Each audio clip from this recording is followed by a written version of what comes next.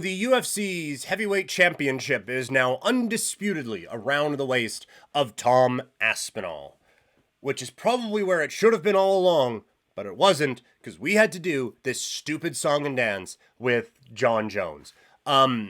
This has been so very frustrating, this whole situation. It was cool. Jon Jones moved up to heavyweight. It's the thing we were talking about for a really, really long time in his career. He did it. He did it successfully to the point where he was the champion in a virtuoso performance. And then we waited. And we waited. And we waited. And we got a Stipe Miocic fight that nobody wanted until we didn't. And then we had to wait a year for the fight that, again, we didn't want. And we waited. And we waited. And then he, won that one. Now it's time. Tom Aspinall, in the time that you have been doing this, Tom Aspinall has knocked out like 75 people. So give him the opportunity to be the undisputed champion, and let's see now what he has. In the same way Shogun did against you all those years ago, let's see if this is the next one in heavyweight. Also, in this time, Francis Ngannou goes off and has mega fights in boxing and makes mucho dinero and proves that he kind of won against the UFC. So good for him. And then we wait for the Aspinall fight and it never comes. And we get a hint that maybe it's happening and then it doesn't. And Jones is making all these different social media whatevers and then he retires. It is just so annoying.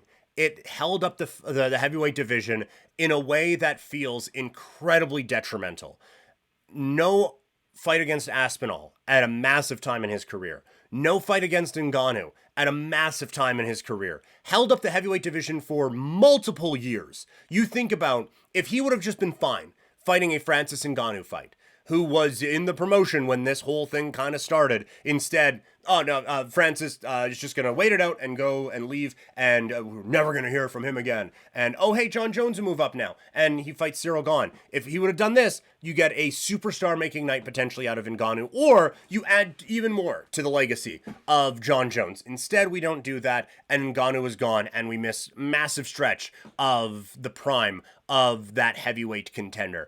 Same thing with Aspinall, who is out there proving that he is the best heavyweight in the world right now, with the exception of the guy who holds the belt, who is just kind of this Schrodinger's champion at some point. Where is he? Isn't he? Who's to say? I don't know. So it's all very, very frustrating with all of that. Thank you for a follow over there on Twitch. Really appreciate that. I just got the alert for it. Thank you so much for that one. But it's all very frustrating around the Jon Jones thing with everything that is going on here. And when you see how it has impacted two very promising heavyweight fighters. Now, Ngannou's fine, and Aspinall will be. But the fact that we have missed out on mega opportunities for mega stars, and the promotion's just been fine with this. That has been the most frustrating part of it, is while Dana White is setting up slap fights and getting into boxing and politics and all these different things, he's just like, Jon Jones. No, Jon Jones is the greatest. We're not going to... Anyone who thinks that guy's the greatest had never seen Jon Jones and is an idiot.